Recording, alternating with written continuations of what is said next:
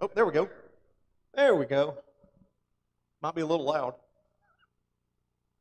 You just can't please me. I'm sorry. Go ahead and open your Bibles up to Matthew 20. Uh, David told me that I asked him what he needed me to speak on, and he said whatever. So that's his fault if y'all don't like it.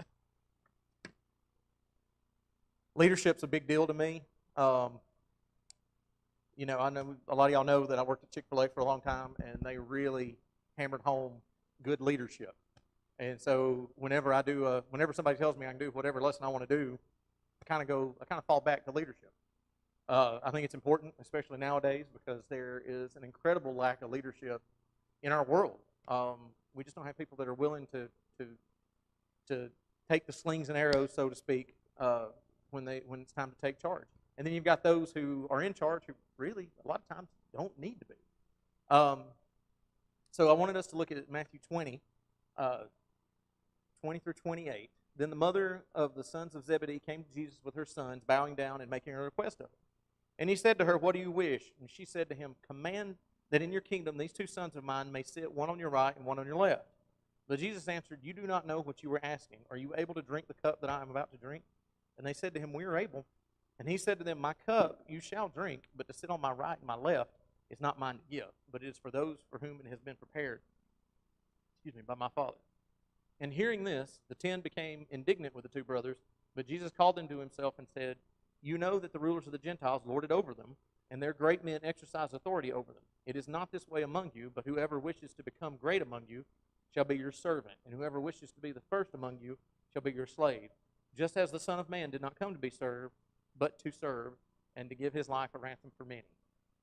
What do y'all think the motivation was behind asking this question, asking for this position?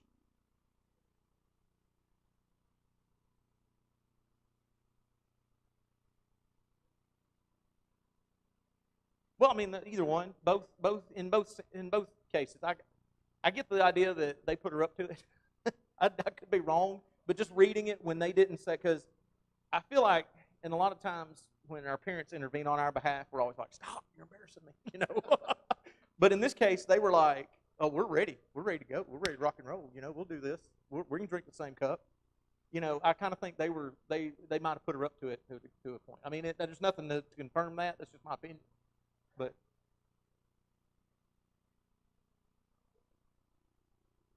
mhm.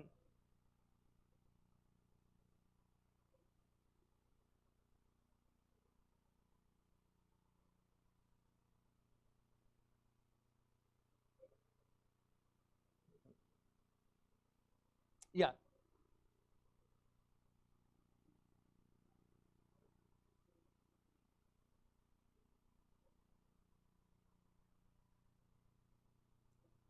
yeah, I agree with that, and I think how many of us have pulled strings for our kids before, uh, or tried to, yeah, hmm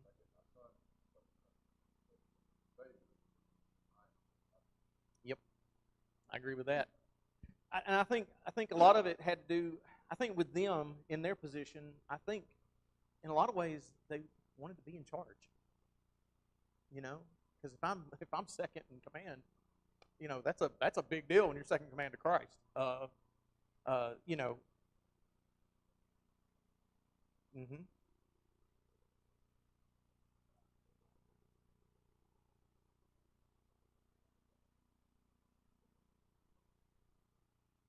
hmm I agree with that. They didn't know what they were saying when they said it. Yeah.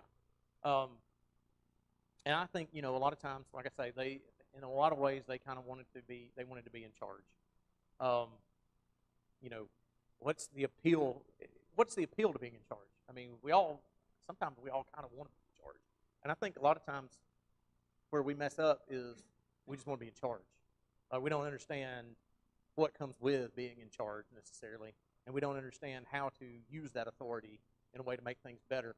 I don't know if y'all have seen it, but there's a show called Band of Brothers. It's about World War II.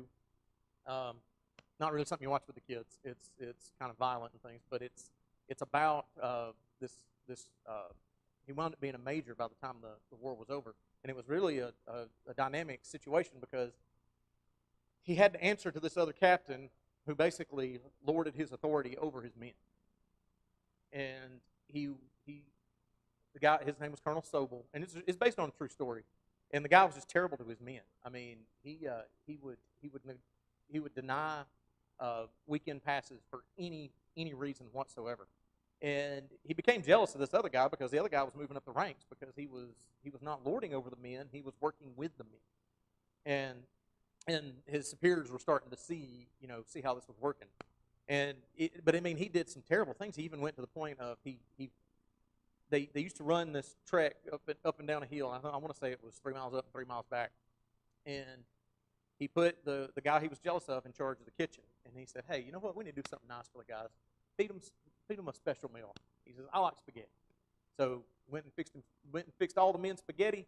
And then he came in and said, "Hey, weekend off is over. We're hiking up the hill." So those boys had to hike up the hill and back. Well, guess what happened to all that spaghetti? It was not pleasant. And the guy would just do stuff like that. Well, Major Winters, who he wound up being, he was a sergeant in the guys. He was under Captain Sobel at the time. He wound up becoming a major, which is over a captain by the end of the story. And he saw the captain at one point, and the captain even refused to salute him. And he said, "You don't salute the man, you salute the rank." But anyway, in those interviews prior to those shows, there's one man on there that talks about how they were surprised that Major Winters never wound up making it through World War II because he was always the first one to go out into battle. He never let his men go ahead of him. He was always the first one out there. And so again, the men respected him, and they would follow him into deadly situations because of that attitude. And sometimes when we're in charge, I think we lose that. Our team is our equal. They're not there for us to step on. They're not there for us to use as props and to get us to where we want to be. In fact, the better way, I've always tried to live from the standpoint of, if I train you and you you wind up doing a better job and you wind up getting promoted over me, that means I did something right. You know what I mean? But people remember things like that, and people are going to remember those leaders far better than they remember the other guy. And even the crazy thing about it is if you watch that story, that man right there, he didn't drink, he didn't do any of the things a lot of his other men did. He set a good example. He really set a good example for them all the way around. But lost my train of thought. But anyway, the point being, the reason he got to where he was, the reason he wasn't as successful as he was because he was looking out for his team. In this situation, since Jesus goes straight to how other people lord over them, I kind of think these guys were looking to be in charge just to be in charge. Not that they would have been mean, not that they would have been as bad as that other guy, but they just didn't have the right motivation. And I think we have to remember that as we read things like this. A lot of times I'm reading Old Testament stories especially. I look at the Old Testament stories, especially when it comes to the Israelites leaving Egypt. Because I'm always like, that's crazy. They were sitting there, God was in the camp with them, and they still did stupid stuff. Or even like Adam and Eve. He was right there with them all the time, and they still did stupid stuff. And I think we look at that and we're like, well, that's crazy. Nobody would ever do that. But then we turn around and we do stupid stuff. I think a lot of times, like I say, I think a lot of times we think, if I was in charge, this would be going a lot better. This would be going a lot different. This would be better. This would be this. This would be that. And we don't think about whatever our leaders are actually going through. But I mean, imagine telling Jesus who you think should be in charge. That's a lot of gall, guys. And again, I get what you're saying, Susie, about we all want what's best for our kids. We got to be careful about worldly thinking in that regard. A lot of times, how many times have we done what we thought was best for our kids, and it turned out to mess something else up? Been there, done that, got the T-shirt, prove it. But sometimes you step in and you think, I'm doing what's best for my kid, but you're actually hurting them long term because they didn't learn whatever lesson they were going to have to learn from that situation. a lot of that is foremost on my brain now that Michaela's graduating. Um, but as long as we're considering the needs of others ahead of ourselves, we're not going to go wrong. It's going to be good. So what does it mean to be a servant?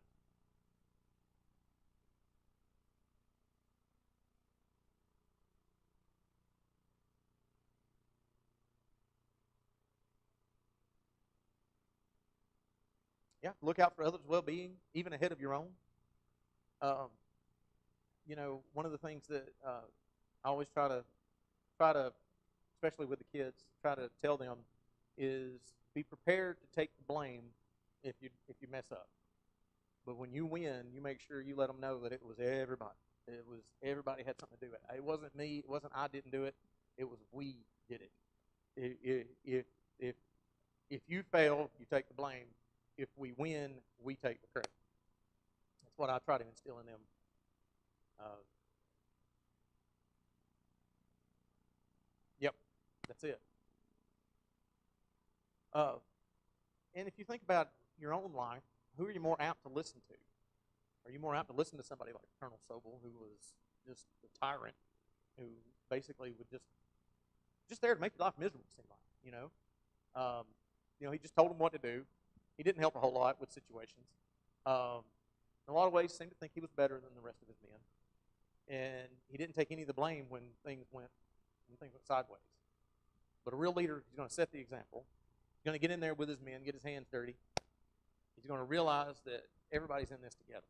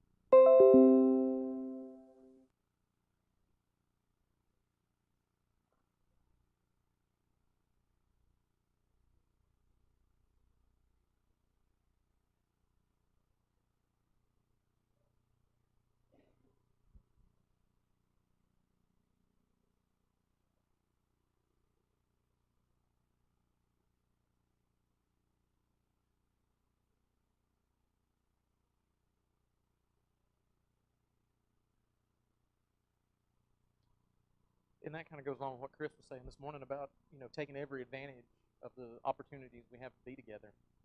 Um, and again, something I like to tell the kids a lot. Uh, you're more likely to mess up when you're by yourself. You know, these kids that are graduating tonight scares me to death for them, just because there's so many things out there in the world that I didn't have to deal with when I was growing up, when I was this age. There's so many different things out in the world, and besides the physical harm that could come to them, it scares me to death about their spiritual well-being. Um, this age range, 18 to I want to say it's like 25, 26, something like that. That's when we lose most of our kids, because they get out and they get out by themselves and they start doing these things that they don't need to be involved with. Um, you know, and I always tell them, where are you more likely to do good? Where are you more likely to not step on those landmines? You're more likely to do it when you're with people from the church. Uh, you know, my language used to be just absolutely terrible. I used to cuss like I know y'all have a hard time believing it, but I used to have the worst language. I mean, I would make a sailor blush, to be honest. But when I went to work, I was around those kind of folks. You know, well, the opening came up at Chick-fil-A, and I got out of that. I got out of that environment. And even though the folks at Chick-fil-A weren't, they still had a spiritual mindset, even if they weren't, members of the church or whatever. A lot of them still had a spiritual mindset. Even the kids that didn't go to church anywhere still had a spiritual mindset. So they got away from that. They didn't use that kind of language. And so it helped me get past that situation in my own life. Like they say, if you're constantly getting into trouble, change your friends. Don't go back and be with the same folks. We've got family that has trouble staying out of jail, to be honest. And we've told them, move out of this area. Don't go back to those same neighborhoods you hung out in. And that's why. People have an influence on us, and whether we like it or not. And so the best thing to do is to get people who have a good influence on you. Be around people that have a good influence on you. Turn over to Matthew 23. We're going to read about some more terrible things.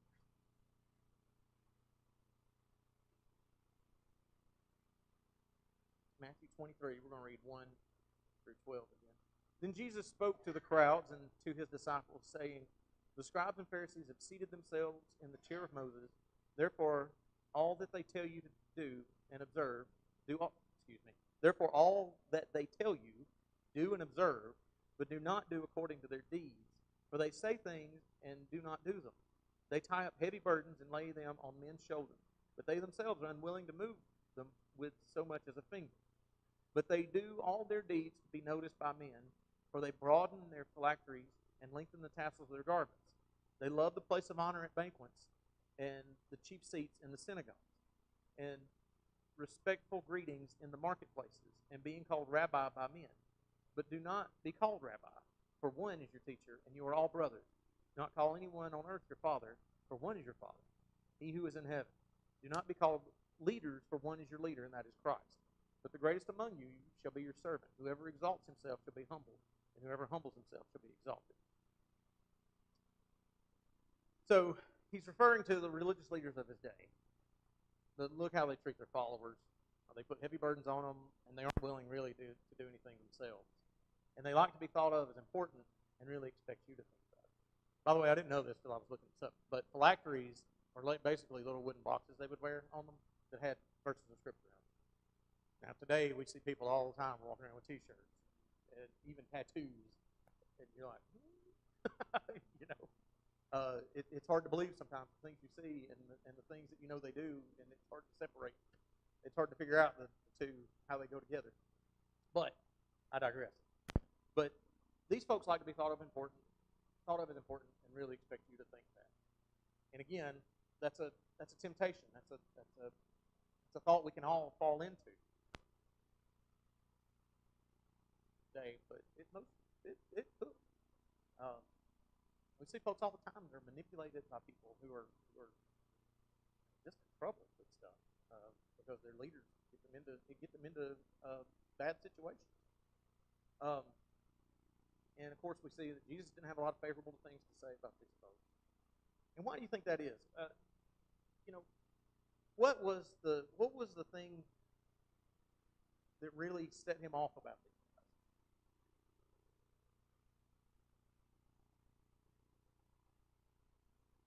Being hypocritical.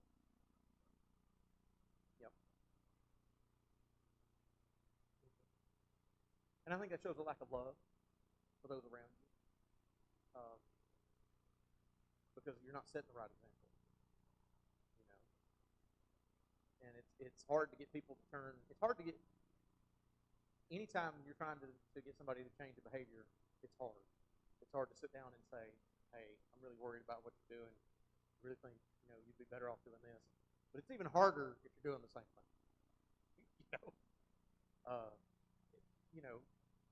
You're killing your witness, so to speak.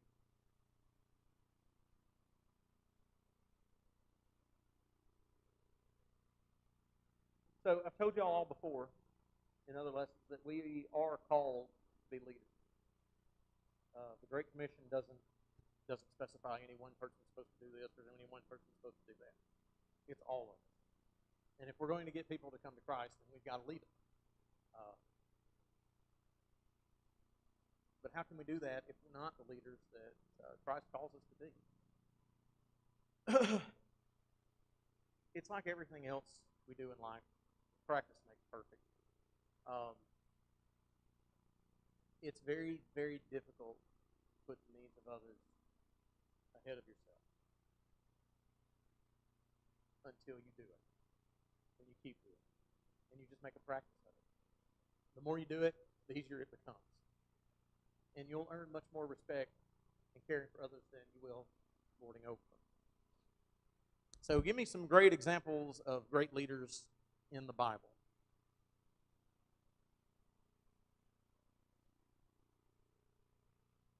David, Moses, Solomon. Mm-hmm. What about Joseph? I like Joseph a lot. He went through a lot and still maintained his composure. Like he never let it. He may have had some low days that we just don't have mentioned. But if he lived being miserable, there's nobody that would have kept putting him in charge. If he was constantly complaining, woe is me, I can't believe this is happening to me, this is terrible, once again, I've done right, and here I am again. Um, he had to have been somewhat positive, and just how you ignore those circumstances and still stay positive is beyond me. But there's no way, like I say, there's no way he was just miserable and treated others like dirt and kept winding up in the positions he was in. Um, Moses, somebody mentioned Moses. That's a really good one. Obviously, he cared deeply for the Hebrews.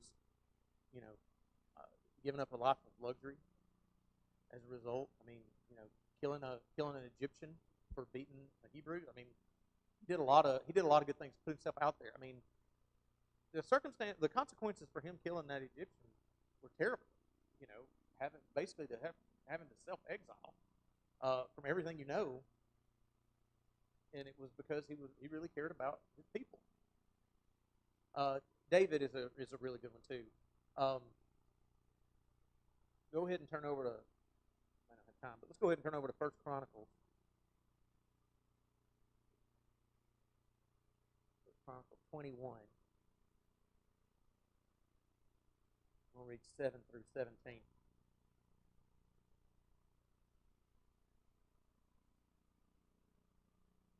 God was displeased with this thing, so he struck Israel. David said to God, I have sinned greatly in that I have done this thing. But now please take away the iniquity of your servant, for I have done very foolishly. And the Lord spoke to Gad, David's seer, saying, Go and speak to David, saying, Thus says the Lord, I offer you three things. Choose for yourself one of them, which I will do to you. So Gad came to David and said to him, Thus says the Lord, take for yourself either 3 years of famine, 3 months to be swept away before your foes, while the sword of your enemies overtakes you, or else 3 days of the sword of the Lord, even pestilence in the land, and the angel of the Lord destroying throughout all the territory of Israel. Now therefore consider what answer I shall return to him who sent me. David said to Gad, I am in great distress. Please let me fall into the hand of the Lord, for his mercies are very great, but do not let me fall into the hand of man. So the Lord sent a pestilence on Israel. 70,000 men of Israel fell. And God sent an angel to Jerusalem to destroy it. But as he was about to destroy it, the Lord saw and was sorry over the calamity, and said to the destroying angel, It is enough, now relax your hand. And the angel of the Lord was standing by the threshing floor of Ornan, the Jebusite. Then David lifted up his eyes and saw the angel of the Lord standing between earth and heaven, with his drawn sword in his hand stretched out over Jerusalem. Then David and the elders, covered with sackcloth, fell on their faces. David said to God, Is it not I who commanded to count the people? Indeed, I am the one who has sinned and done very wickedly. But these sheep, what have they done? Lord my God, please let your hand be against me and my father's household, but not against your people, that they should be plagued. That's good leadership. That is understanding that your decisions put them in this situation, and if it means your life to fix it, then that's what it takes. And I mean, again, that's putting other people's well-being well ahead of your own. Because I mean, it could have been that God just decided, okay, done. I mean, you know, David didn't know what was going to happen when he said that thing. You know, some of us are going to find ourselves in charge of a group of people, and it's imperative that we make decisions based upon their well-being more than our own. So, have you ever thought about the kind of leader that you actually are right now? Have you thought about how you can improve being the leader that you are? Is it even a goal that you've considered for yourself? You know, years ago when they asked me to be a deacon, I had doubts. Still kind of doubtful sometimes, but I had doubts. But John Bolin, he just asked me. He's like, "Do you love it here at Rainbow?" I was like, "Yeah." He's like, "Okay," you know. So you know, it was that kind of put it over the top. Like, okay, you're right. Y'all need me to do this. I'll do this. Um, has it been perfect? Not at all. Have I been perfect in the role? Not at all. But I haven't regretted it. It's been good for me. But how about you? Do you have doubts about yourself? Um, doubts about the role that you play here at Rainbow? Um, somebody mentioned Moses earlier.